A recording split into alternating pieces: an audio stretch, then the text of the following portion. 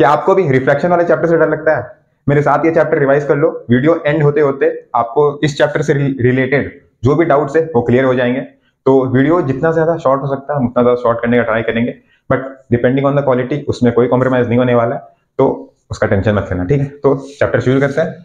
तो रिफ्लेक्शन पहले रिकॉल करते हैं कि रिफ्लेक्शन क्या होता था। रिफ्लेक्शन याद कराते हैं आपको, ठीक है। जैसे मान लो आपका एक मीडियम है, आपका एक रे ऑफ लाइट आया, इंसिडेंट किया, और ये इसी मीडियम में रिफ्लेक्ट कर गया, ठीक है। मतलब एक ही मीडियम में जो भी हो रहा है। एक मीडियम में आपका लाइट आया, रिफ्लेक्ट करके वही मीडियम में वापस चल गया, ठीक है। ये होता था आपका रिफ्लेक्शन।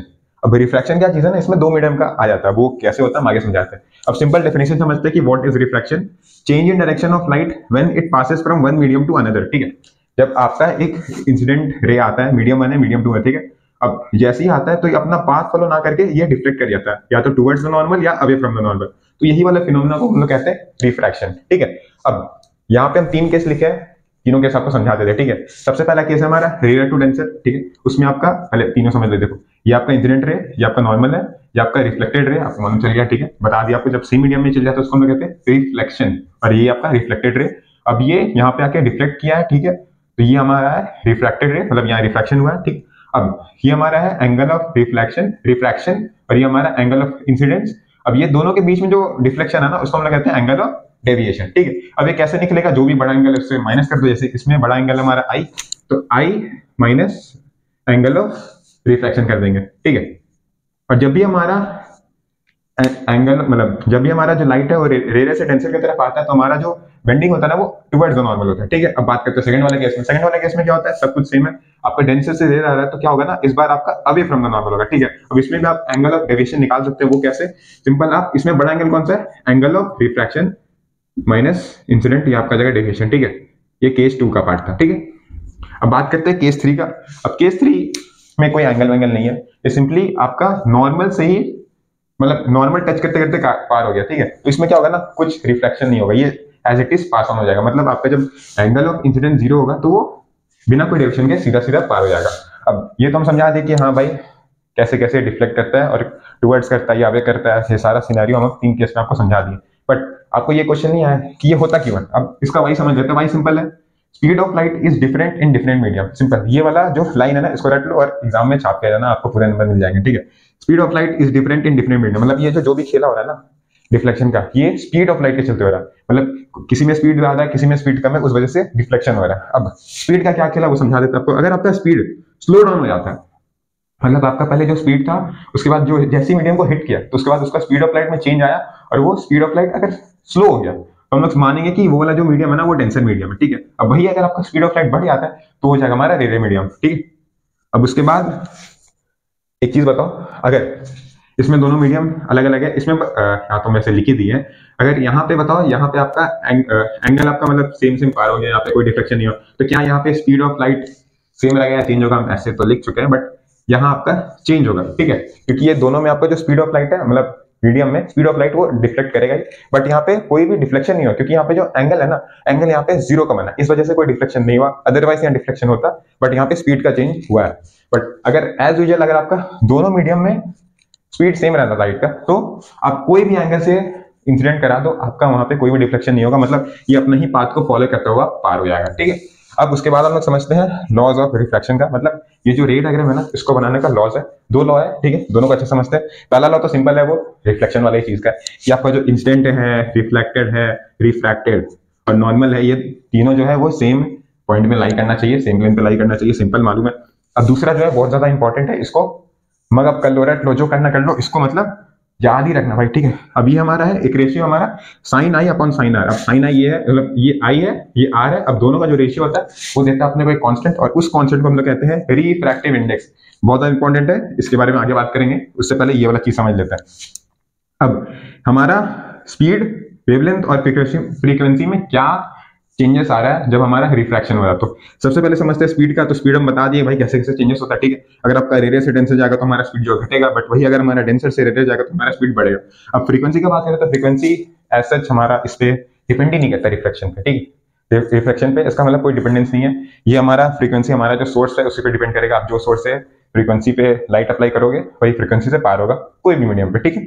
अब वेवलेंथ भी स्पीड के जैसे ही डिपेंड करता है। वो कैसे? क्योंकि आप एक फॉर्मूला पढ़ोगे C is equal to F lambda, ठीक। यहाँ पे हमारा सी है स्पीड ऑफ लाइट, ये हमारा फ्रीक्वेंसी है हमारा lambda.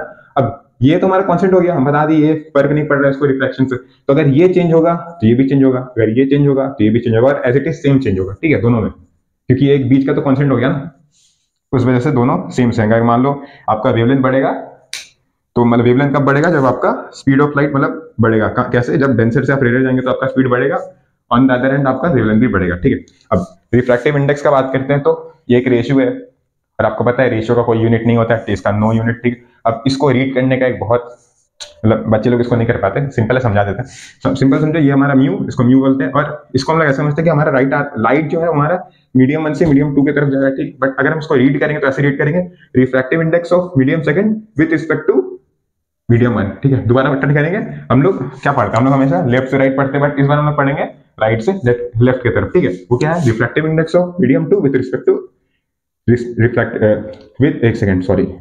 Refractive index of medium 2 with respect to medium 1, ठीक है, ये होता है। अब सबसे ज्यादा इसमें एक ही सवाल जो भी मतलब वो फॉर्मूला यूज होता है वो हमारा एब्सोल्यूट रिफ्रैक्टिव इंडेक्स। अब हम लोग इसमें क्या करते हैं ना, हम लोग करते हैं कंपेयर। अब किससे कंपेयर करते हैं हम लोग, speed of light in vacuum या एयर। अब हम लोग, आपको मालूम है speed of light in vacuum क्या होता है, 3 × ठीक है, और एयर में भी सेम होता है, ठीक है। तो ये होता है हमारा हाईएस्ट, मतलब इससे ज्यादा नहीं हो सकता, ये मैक्सिमम। अब दूसरा पे मीडियम में जाएंगे तो इससे आपको कमी मिलने वाला है, तो हम लोग इससे जब कंपेयर करते हैं ना तो उसको हम लोग कहते हैं एब्सोल्यूट रिफ्रैक्टिव इंडेक्स, ठीक है। अब उसका फॉर्मूला क्या है, speed of light in air upon speed of light जो भी आप मीडियम लेने वाले हो, ठीक है। और इसका जो रिप्रेजेंटेशन होता है ना, सिंपल होता है म्यू, इसमें कुछ मीडियम 1 2 3 4 कुछ नहीं लिखा रहता है, सिंपल म्यू लिखा हुआ है, तो समझ जाओ एब्सोल्यूट का बात करो, और मैक्सिमम क्वेश्चन इसी पे बेस्ड रहता है, ठीक है। और इसमें आपको ना सिंपल ये पूछ सकता है कि आप रिफ्रैक्टिव इंडेक्स बताओ कोई भी एक मीडियम का, उसका स्पीड है दिस, लाइट का स्पीड उसमें इतना है, ठीक है। तो आपको ये पता है, आपको ये दिया हुआ है, तो आप इसका जब रेशियो निकालोगे तो आपको रिफ्रैक्टिव इंडेक्स मिल जाएगा। आपसे ये भी पूछता है कि हम आपको रिफ्रैक्टिव इंडेक्स दे रहे हैं, अब बताओ उसका स्पीड ऑफ लाइट कितना होगा, तो आपको ये बता दिया है, और उसके बाद आपको speed of light in air भी पता है, तो आप उस आराम से ये वाला स्पीड निकाल सकते हो, ठीक है। अब रिफ्रैक्टिव इंडेक्स पढ़ने का तरीका क्या होता है ना, वो समझाता है। अगर मान लो इसका रेशियो जो आपका रिफ्रैक्टिव इंडेक्स वो कुछ 1 पॉइंट कुछ भी आ गया, 1.24 ऐसे कर गया, और हाँ हमेशा ये 1 से बड़ी आने वाला है, छोटा नहीं वाला है, क्योंकि आपको पता है स्पीड ऑफ लाइट ये वाला चीज तो हमेशा मैक्सिमम ही रहने वाला है, ये वाला चीज ही कम रहेगा हमेशा, ये वाला चीज हमेशा इससे तो कम ही रहने वाला है, ये आपको मालूम है, ठीक है, क्योंकि मैक्सिमम एयर में ही रहता है। अगर ये ऐसा कुछ दिया हुआ है ना तो सिंपल समझो कि आपको जो स्पीड ऑफ लाइट है ना वो एयर में इस वाले मीडियम से जब कंपेयर करोगे ना तो इतना टाइम्स ज्यादा है, मतलब कि आपका जो स्पीड ऑफ लाइट है वो इतना टाइम्स इस वाले मीडियम में कम हो गया है, ठीक है, समझ में आया। स्पीड ऑफ लाइट आ रहा था नॉर्मल एयर से, तो जैसे वो मीडियम को स्ट्राइक किया तो वो 1.4 टाइम्स कम हो गया, यही बताता हमारा रिफ्रैक्टिव इंडेक्स, ठीक है। अब एक और इसका फॉर्मूला है जो कि बहुत ज्यादा इंपॉर्टेंट है, वो है हमारा म्यू, मतलब ये समझो आपका जो मीडियम 1 से आ रहा है लाइट और मीडियम 2 की तरफ गया, ठीक है। अब इसको रीड करने का तरीका ये है कि refractive index of medium 2 with respect to medium 1, ठीक है। अब इसका सिंपल V1/V2। अब हम लोग इसमें ये समझ रहे थे कि हमारा जो मीडियम 1 है वो एयर ही है, मतलब मीडियम जो 1 है वो एयर ही है, तो यहाँ पे हम लोग उसको फिक्स कर देते, इस वजह से हम लोग इसको एब्सोल्यूट रिफ्रैक्टिव इंडेक्स कह रहे थे। यहाँ पे मीडियम 1 कुछ भी हो सकता है, एयर हो सकता है, वाटर हो सकता है, कुछ भी हो सकता है, ठीक है। उस वजह से यहाँ पे वेलोसिटी मतलब जो भी आपका speed of light in medium 1 upon speed of light in medium 2। अब इसका एक और होता है वो हमारा μ2/μ1। अब यहाँ पे μ2 लिखा हुआ है, सिंपल μ2 लिखा हुआ मतलब ये है हमारा एब्सोल्यूट रिफ्रैक्टिव इंडेक्स ऑफ जो भी मीडियम 2 है, और upon refractive index absolute refractive index of medium 1, ठीक है। ये हमारा फॉर्मूला है, इसको याद कर लो, ये 3 फॉर्मूला बहुत ज्यादा इंपॉर्टेंट है, इसको याद करके रखना। उसके बाद no deviation if refractive index of both the medium are same. अब दोनों मीडियम का जब रिफ्रैक्टिव इंडेक्स सेम है, मतलब कि वो दोनों में स्पीड ऑफ लाइट सेम रहने वाला है। देखो speed of light as compared to air कम रहने वाला है, ठीक है। जो भी उसका मतलब डिपेंड, कोई भी मतलब सॉरी ये चीज नहीं कह सकता, अगर मान लो दोनों का 1 हुआ तो वो चीज हम गलत कह रहे हैं, बट ऐसा समझो कि अगर दोनों का रिफ्रैक्टिव इंडेक्स सेम है ना तो दोनों का जो स्पीड ऑफ लाइट है ना दोनों मीडियम में वो सेम ही रहने वाला है। तो अगर जब स्पीड दोनों मीडियम में सेम है तो अभी हम आपको बताए थे speed of light is different in different medium, इस वजह से रिफ्लेक्शन होता है। अगर दोनों तरफ मीडियम का रिफ्रैक्टिव इंडेक्स सेम हो गया, मतलब दोनों में स्पीड ऑफ लाइट सेम हो गया, तो रिफ्लेक्शन होएगा ही नहीं, तो वही चीज हम यहाँ लिखे हैं।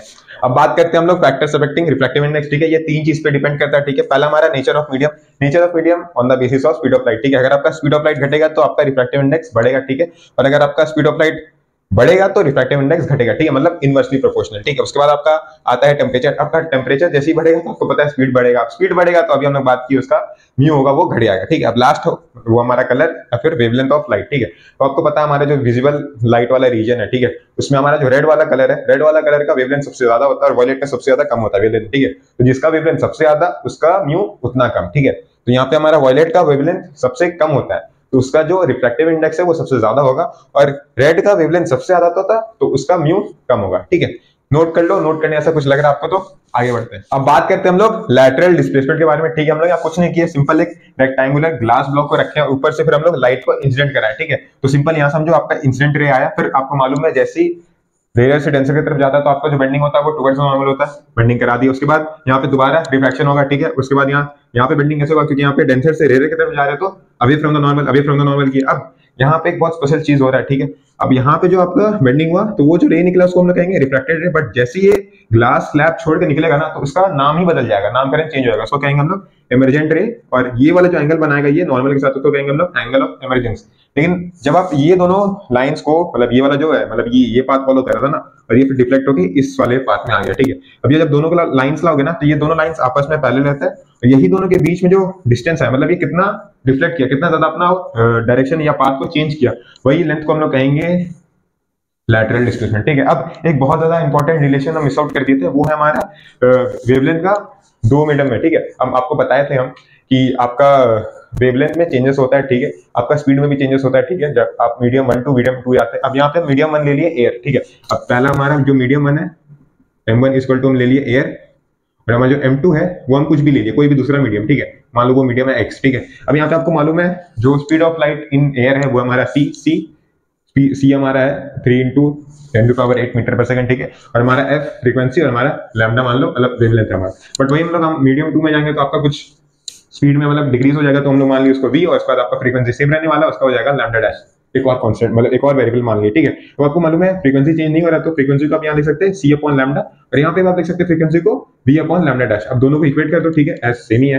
अब इसको इक्वेट करोगे तो आपके पास ये इक्वेशन आएगा जो कि बहुत इंपॉर्टेंट है आपके एग्जाम के पॉइंट ऑफ व्यू से, तो इसको याद करके लगता है हमारा lambda dash is equal to lambda upon mu, ठीक है, नोट डाउन कर लो। अब बात करते हैं हम लोग प्रिज्म के बारे में, ठीक है। प्रिज्म ऐसा समझो उसके 5 फेस होते हैं, ठीक है, ऐसे मतलब दो तरफ आपका ट्रायंगल, अगर मान लो ऐसा एक ट्रायंगल है, ठीक है, ऐसा एक ट्रायंगल है आगे पीछे, और 3 फेस रेक्टेंगल है, ठीक है, 3 फेस। आपको 3D बनाने की कोशिश की कि आपका एक सामने वाला फेस है वो है ट्रायंगल, पीछे वाला भी ट्रायंगल, बाकी 3 जो है आपका वो रेक्टेंगल फेस में है, और या ये जो आपका ट्रायंगुलर फेस है वो आपका ट्रायंगुलर फेस है, दोनों पैरेलल होते हैं, ठीक है। ये उतना ज्यादा इंपॉर्टेंट नहीं है, आपको ये रे डायग्राम अच्छे से समझ में आना चाहिए और इसको सारे इसके जितने भी कॉन्सेप्ट है वो आपको समझ में आना चाहिए, ठीक है। तो सिंपल समझो यहाँ से आपका है इंसिडेंट रे, ठीक है। अब यहाँ पे रेडियस से डेंसर जा रहे हैं तो क्या होगा, क्या होगा बताओ यार, बेंड टुवर्ड्स द नॉर्मल, ठीक है। ये नॉर्मल बना है, ये नॉर्मल की तरफ उसको बेंड करा दिया, सीधा बेस के पैरेलल गया। उसके बाद ये एक और आपका रिफ्लेक्शन होगा, वो क्या होगा, डेंसर से रेडियर। डेंसर से रेडियर में क्या होता है, आपका जो डेविएशन होता है वो हमारा होता है नॉर्मल के मतलब क्या होता है, अवे फ्रॉम द नॉर्मल होता है, ठीक है। तो यहाँ से हमारा निकल गया, इसको हम लोग कहेंगे इमरजेंट रे। अभी हम लोग इससे पहले बात किए थे, इसका नामकरण बदल जाता है, ठीक है। अब यहाँ से समझो कि आपका एंगल, मतलब जो आपका जो इंसिडेंट रे आ रहा था वो इस डायरेक्शन में आ रहा था, ठीक है। इसको पूरा आगे तक ड्रॉ कर लो। अब आपका जो लाइट निकला, असल में लाइट कैसे निकला, वो इस तरफ से निकला, तो अगर आप इसको पीछे ड्रॉ करोगे तो आपको इसका एंगल ऑफ डेविएशन मालूम चल जाएगा, ये हमारा एंगल ऑफ डेविएशन। अब ये एंगल है, मतलब ये सॉरी ये आपका प्रिज्म है, प्रिज्म में आपका जो ऊपर वाला पार्ट का एंगल होता है ना, इसको कहते हैं एंगल ऑफ प्रिज्म, ठीक है। अब आपको यहाँ पे मालूम चल रहा होगा, अगर आप ध्यान से गौर करो तो अगर आप देखो यहाँ पे जो रिफ्लेक्शन हुआ और यहाँ पे जो रिफ्लेक्शन हुआ, दोनों आपका बेस के टुवर्ड्स बेंड हुआ, ठीक है। यहाँ पे भी बेस के टुवर्ड्स बेंड हुआ, यहाँ पे भी बेस के टुवर्ड्स बेंड हुआ, ठीक है। तो ये प्रिज्म का एक खासियत है। अब दूसरा यहाँ पे एक फॉर्मूला बहुत ज्यादा इंपॉर्टेंट है, वो है हमारा angle of deviation equal to I1 plus I2 minus R1 plus R2। यहाँ पे I1 I2 आपका एंगल ऑफ इंसिडेंट और एंगल ऑफ इमरजेंस है, बाकी आपका R1 R2 रिफ्लेक्टेड रे का एंगल है, ठीक है। अब ये आपको याद होना चाहिए कि R1 प्लस R2 होता है हमारा एंगल ऑफ प्रिज्म, ठीक है। अब उससे उसी से ये डिराइव हुआ, ठीक है, सिंपल। यहाँ पे ये पुट कर दो, एक पुट कर दो, आपको ये वाला इक्वेशन मिल जाएगा, ठीक है, सिंपल। अब बात करते हैं हम लोग factors affecting the angle of deviation, मतलब एंगल ऑफ डेविएशन कौन कौन से फैक्टर पे डिपेंड करता है, ठीक है। तो 4 फैक्टर पे डिपेंड करता है, एक एक करके बात करते हैं।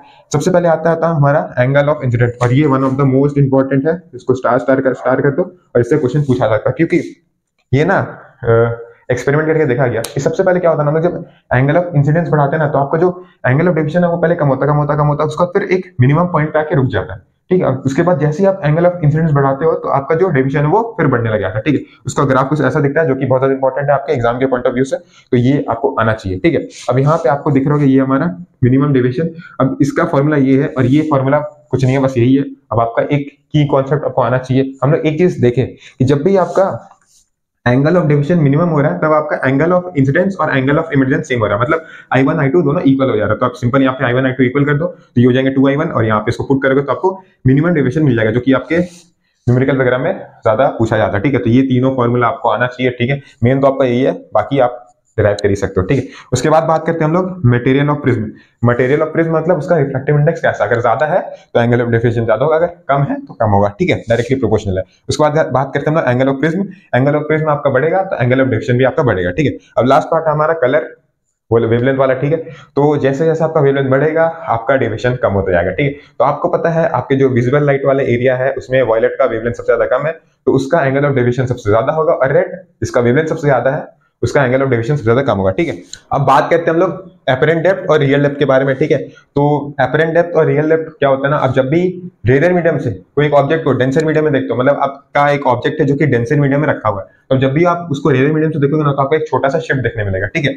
वो कैसे देखने मिलता है हम आपको फिगर से समझाते हैं, ठीक है। मानो कि आपका कोई ऑब्जेक्ट है, कॉइन है, ठीक, वो आपका डेंसर मीडियम में रखा हुआ है, तो वहां से दो रेस निकालो, एक तो आपका सीधा सीधा निकाल लो जो अनडिवाइडेड मतलब सीधा सीधा पार हो जाएगा, कोई डिफ्लेक्शन नहीं होगा। अब निकालो कोई एक एंगल पे, अब कोई एक एंगल पे निकालोगे तो अब ये डेंसर मीडियम है, एक रेयर मीडियम है, अब ये डेंसर से रेयर में जाएगा तो ये अवे फ्रॉम द नॉर्मल भाग गया। अब ठीक है, हमारा जो आई होता है ना, ये मान लो ये आप पर ए और बी बहुत सामने है ताकि ये दोनों लाइट रेज आपका आंख में घुस सके। अब ये हम छोटा बनाते तो फिर ये डायग्राम हम आपको समझा नहीं पाते, ठीक है। तो ये ऐसे समझ लेना कि आपस में बहुत ज्यादा सामने है, ये आई के ऊपर ज्यादा। अब आई का ये खासियत बात है ना कि उसको जो लाइट रेज दिखता है ना उसको वो पीछे रिट्रेस करता है, वो पीछे रिट्रेस करता है, और जहां पे वो मीटअप होता है ना हम लोग का आई ऐसा मैसेज भेजता है हमारे ब्रेन को कि हमारा जो ऑब्जेक्ट है वो वहीं पे, तो इसको रिट्रेस करता है तो उसको ऑब्जेक्ट दिखता है यहाँ आई पे, ठीक है। यहाँ आई पे इसको ऑब्जेक्ट दिख रहा है, तो ठीक है। अब रियल में ऑब्जेक्ट कहाँ था, ए ओ, ठीक है, इतना डिस्टेंस पे हम लोग को दिख कितना रहा है ए आई पे, ठीक है। तो आपको दिख रहा है इतना का शिफ्ट हो गया, ठीक है। इसी को कहते हैं, तो ये वाला हमारा जो लेंथ हो जाएगा उसको कहेंगे हम लोग अपरेंट डेप्थ, और ये हो जाएगा हमारा रियल डेप्थ, और हमारा शिफ्ट हो जाएगा सिंपल सब्ट्रैक्ट कर दो या रियल माइनस अपरेंट कर दो तो आपको यहाँ का शिफ्ट मिल जाएगा, सिंपल फॉर्मूला। अब आपका एक और फॉर्मूला बहुत इंपॉर्टेंट है वो हमारा रिफ्रैक्टिव इंडेक्स को लेके, वो हमारा refractive index of medium with respect to air. अब हम लोग यहाँ पे क्या क्या चीज लें, पहला तो हमारा मीडियम वन जो है, मीडियम वन बोल रहे सॉरी, हमारा एक रेयर मीडियम है उसको हम लोग एयर माने हैं, और हमारा जो मीडियम है उसको हम लोग माने वाटर, ठीक है। तो उसका हमारा हो जाएगा refractive index of medium two, मतलब मीडियम मतलब water with respect to air, और वो हो जाएगा हमारा real depth upon apparent depth. ये दोनों इंपॉर्टेंट फॉर्मूला जो कि हमारे न्यूमेरिकल में बहुत ज्यादा पूछा जाता है, ठीक है। अब बात करते हैं कि हमारा जो शिफ्ट है ना ये कौन कौन से फैक्टर पे डिपेंड करता है, ठीक है। अब शिफ्ट हमारे तीन फैक्टर पे डिपेंड करता है। पहला हमारा रिफ्रैक्टिव इंडेक्स, जितना ज्यादा आपका रिफ्रैक्टिव इंडेक्स होगा उतना ज्यादा आपका शिफ्ट होगा। थिकनेस ऑफ द मीडियम, मतलब ये जितना ज्यादा गाढ़ा मीडियम होगा, मतलब जितना ज्यादा डेंसर मीडियम होगा उतना ज्यादा आपका शिफ्ट होगा। और वेवलेंथ इनवर्सली है, मतलब आपका वेवलेंथ बढ़ेगा तो आपका शिफ्ट घटेगा, सिंपल। अब बात करते हैं real life examples of refraction. अब ये वाला जो टॉपिक है ना रियल लाइफ से रिलेटेड, वो आपके कॉम्पिटेंसी बेस्ड क्वेश्चन में बहुत ज्यादा पूछा जाता है, तो ये वाला चीज अच्छे से करके आना। हम इसको आगे समझाने ही वाले थे बट हम सोचे क्यों ना आपको होमवर्क दिया जाए, तो अब ये आपका होमवर्क है कि आप जाओ गूगल या चैट जीपीटी कहीं भी जाओ, सर्च मारो real life examples of refraction, उसके जितने भी एग्जांपल्स है जाके देखो। हम उसको रटने नहीं बोल रहे, एक बार बस जाके रीड आउट कर लो, क्योंकि जब आप रीड आउट करेंगे ना तो आपका वो सबकॉन्शियस माइंड में रह जाएगा, ताकि आप जब एग्जाम में जाओ तो आपको वो कहीं ना कहीं याद आ जाए।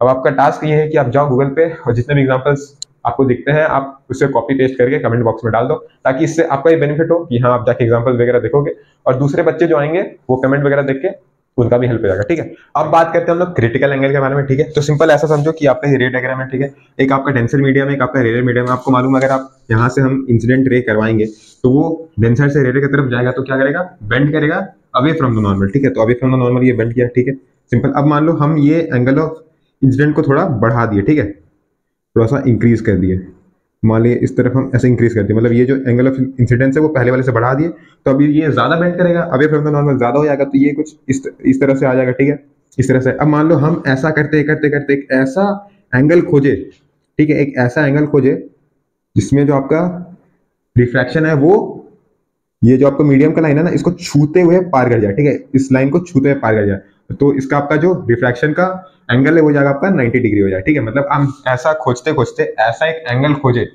एंगल ऑफ इंसिडेंस एक ऐसा खोजे जिससे आपका जो रिफ्रैक्शन वाला जो एंगल है ना वो जाए हमारा 90 डिग्री, और वो जो एंगल ऑफ इंसिडेंस में ऐसा कुछ हरकत हो रहा है वही वाले एंगल ऑफ इंसिडेंस को कहते हैं हम लोग क्रिटिकल एंगल, ठीक है। ऐसा इंसिडेंट रे, जिसमें आपका जो रिफ्रैक्टेड रे का एंगल है ना, रिफ्रैक्टेड एंगल ऑफ रिफ्रैक्शन, वो हो जाए हमारा 90 डिग्री। ये होता है हमारा क्रिटिकल एंगल। अब एक इंपॉर्टेंट फॉर्मूला है जो कि आपके एग्जाम में पूछा जा सकता है, वो हमारा साइन सी, मतलब sine of the angle of critical angle equal to 1 upon refractive index of glass with respect to air. अब हम लोग यहाँ एयर और ग्लास का रिस्पेक्ट में बात करें तो उस हिसाब से ये ऐसा लिखा हुआ, बाकी आप अगर कोई अलग डेंसर मीडियम लेते हो तो ये फिर उस हिसाब से वैरी करेगा, ठीक है। अब यहाँ पे हम 3 इंपॉर्टेंट लिखे हैं आपका मीडियम का क्रिटिकल एंगल, जो कि आपके एग्जाम के पॉइंट ऑफ व्यू से इंपॉर्टेंट है। ऐसे आपके बुक में और लिखा हो तो आप उसको याद कर लोगे तो आपके लिए बेनिफिट होगा। वाटर का होता है हमारा 49 डिग्री, ग्लास का होता है हमारा 42, डायमंड का होता है हमारा 25। मतलब आप अगर डेंसर से रेडियल मीडियम में ऐसे जा रहे हो, ठीक है, और आपका एंगल जो है 49 से कम है तो नॉर्मल आपका रिफ्रैक्शन होगा। अगर आपका 49 हुआ तो आपका जो रिफ्रैक्शन का होगा ना वो एंगल हो जाएगा हमारा 90 डिग्री। अब अगर यहां तक तो हम लोग समझ गए कि भाई नॉर्मल इससे कम में क्या हो रहा है, रिफ्रैक्शन हो रहा है, और अगर इतना पे हो रहा है मतलब डायरेक्टली 49 डिग्री पे करे तो क्या होता है हमारा रिफ्रैक्शन जो होता है ना वो 90 डिग्री पे हो जाता है। अब क्या हो अगर हम ये वाला एंगल को और बढ़ा दे, मतलब अब तो ये और डिफ्लेक्ट करना चाहिए ना, मतलब यहां से तो और कहां डिफ्लेक्ट करेगा, तो अगर हम लोग जैसे ही इसको थोड़ा सा भी 1 डिग्री भी बढ़ाते हैं ना तो क्या हो जाता है ना, ये रिफ्रैक्ट करता ही नहीं है। बताओ क्या करता है, ये कर जाता है हमारा रिफ्लेक्शन। मतलब जैसे मान लो हम जैसे ही इसको और थोड़ा सा बढ़ाए ना तो ये इस तरफ जाएगा ही नहीं, ये वापस आ जाएगा, ये कर जाएगा हमारा रिफ्लेक्ट, ठीक है, रिफ्लेक्ट कर जाएगा, ठीक है। अब हम यही चीज यहाँ समझाए, देखो जैसे ही हमारे आपका जो इंसिडेंट का एंगल है वो आपका क्रिटिकल एंगल से बड़ा हो जाता है ना तो ये फिर रिफ्लेक्शन कर जाता है, ठीक है।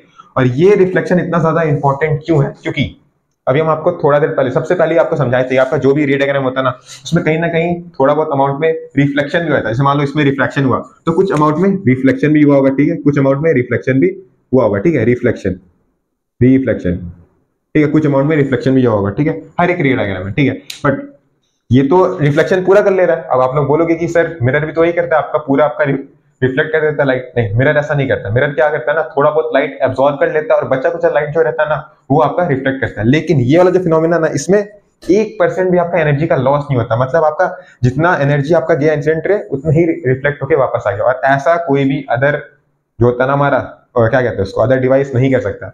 ये एक बहुत ज्यादा इंपॉर्टेंट फिनोमिना है और इसका हम लोग बहुत जगह यूज करते हैं। अब टोटल इंटरनल रिफ्लेक्शन का कंडीशन आपको मालूम चल गया। सिंपल, आपका डेंसर से रेडियल की तरफ जाना चाहिए तभी ना आपका वो away from the normal, away from the normal होते होते एक ऐसा एंगल आएगा तब जाके वो टोटल इंटरनल रिफ्लेक्शन कर जाएगा। बाकी आपका एंगल ऑफ इंसिडेंस जो है क्रिटिकल एंगल से बड़ा होना चाहिए। छोटा हुआ तो नॉर्मल रिफ्रैक्शन होगा, और क्रिटिकल एंगल के इक्वल हुआ तो आपका ये 90 डिग्री पे ही रिफ्रैक्ट कर जाएगा, और अगर जैसे उससे बढ़ाते हो तो वो TIR मतलब टोटल इंटरनल रिफ्लेक्शन कर जाएगा। अब बात करते हैं factors affecting the critical angle.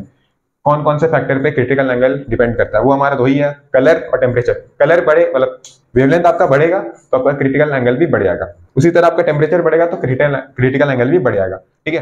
अब बात करते हैं हम लोग इस टाइप के सवाल से। बहुत सारे बच्चे इस टाइप के सवाल से भागते हैं, डरते हैं, बट मैं सच बताऊं तो ये बहुत ज्यादा आसान है। आपको बस एक की कॉन्सेप्ट जानना है, वो है हमारा sum of all angles of triangle is equal to 180 degree. तो इससे पहले हम आपको बताए थे कि आपको कुछ कुछ मीडियम के क्रिटिकल एंगल याद रखने हैं। तो ग्लास का क्रिटिकल एंगल होता है 42 डिग्री, हम ऊपर मेंशन भी कर दिए। अब इस वाले सवाल को सॉल्व करते हैं, ठीक है, सिंपल। अब आपको मालूम है, अभी तक हम आपको बताया कि जब आपका रे पूरा मतलब परपेंडिकुलर आता है तो वो नॉर्मल सीधा ही चल जाता है। मतलब आपका एंगल ऑफ इंसिडेंस जब आपका 0 होता है तो वो नॉर्मली सीधा चल जाता है, ठीक है। अब ये सीधा आ जाएगा इस तरफ, ठीक। अब यहाँ पे कुछ मत करो, यहाँ पे कर दो नॉर्मल ड्रॉ, ठीक है। अब देखो ये 90 है तो ये भी 90 होगा, सिंपल बात। अब ये 90 है, ये 45, तो ये कौन सा हो जाएगा, ये हो जाएगा 45। ऐसे देखो ये छोटा ट्रायंगल बन रहा है ना, तो ये सम ऑफ ऑल एंगल क्या हो जाएगा 180 हो गया, ठीक। अब उस हिसाब से देखो ये हम इस लाइन पे नॉर्मल ड्रॉ किए, नॉर्मल मतलब परपेंडिकुलर ड्रॉ किए, तो ये पूरा 90 होगा। अब ये 45 तो ये क्या हो जाएगा, ये भी 45 हो जाएगा। अब 45 एंगल क्या क्रिटिकल एंगल से बड़ा है, हाँ बिल्कुल बड़ा है, तो क्या हो जाएगा टोटल इंटरनल रिफ्लेक्शन, ये इस तरह से सीधा पार हो जाएगा। अब यहाँ पे भी 90 डिग्री से पार हो रहा है तो सीधा पार हो जाएगा, इसका भी एंगल हो जाएगा 45 डिग्री। देखा कितना आसान था, ये तो सिंपल क्वेश्चन था। अब आगे बढ़ते हैं। अब यहाँ से भी ये अनडिवाइडेड होकर सीधा सीधा पार हो जाएगा, यहाँ के स्ट्राइक किया। अब यहाँ पे करो नॉर्मल ड्रॉ। अब ये एक और ट्रायंगल बन रहा है, ये भी 90 हो गया। जैसे मान लो ये सीधा है ना, ये 90 हुआ, ये 90 प्लस 60 कितना हुआ 150। 180 माइनस 150 करो तो ये हो जाएगा हमारा 30, आपको 30 मिल गया। अब आपको पता है ये परपेंडिकुलर ड्रॉन है तो ये पूरा एंगल जो होगा ये होगा 90 का, तो 90 माइनस 30 करो, ये मिल जाएगा आपको 60 डिग्री। अब 60 डिग्री क्या 42 डिग्री से बड़ा है, बड़ा है, तो ये हो जाएगा टोटल इंटरनल रिफ्लेक्शन, ठीक। और इस तरह से पास हो जाएगा, इसका एंगल हो जाएगा 60 डिग्री, और ये यहाँ से आराम से पार 90 डिग्री में पार हो गया। ठीक है, ये सिंपल। अब बात करते हैं इस टाइप के सवाल में, तो इसमें भी सिंपल लॉजिक, यहाँ भाई ये 90 डिग्री है तो यहाँ से पास ऑन होगा, इस पे गिरेगा और यहाँ पे एक नॉर्मल ड्रॉ कर लो। ठीक, अब ये 90 है तो एक छोटा ट्रायंगल वाला देखो, ये 90 है तो ये भी 90 होगा आपका। ठीक है, सीधा आ रहा है। 90 प्लस 60 150, 150 तो ये हो जाएगा हमारा 30 डिग्री। तो हम लोग को एंगल ऑफ इंसिडेंस मिल गया हुआ हमारा 60 डिग्री।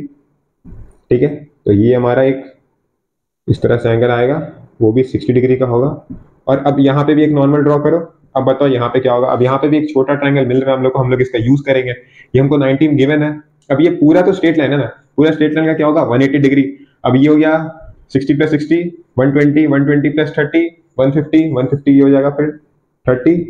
अब 90 प्लस 30 हो जाएगा 120, अब 120 और ये हो जाएगा हमारा 60 डिग्री। तो हमारा एंगल ऑफ इंसिडेंस हो जाएगा 30 डिग्री। अब कर दें यहाँ पे इंटरनल रिफ्लेक्शन, नहीं करना है भाई, हमारा क्रिटिकल एंगल 42 डिग्री है। अगर उससे कम कोई एंगल रहता है तो वो नॉर्मल रिफ्रैक्शन करेगा। और ये देखो, ये डेंसर से रेडियल मीडियम में जा रहा है तो नॉर्मल से हवे की तरफ मूव कर जाएगा।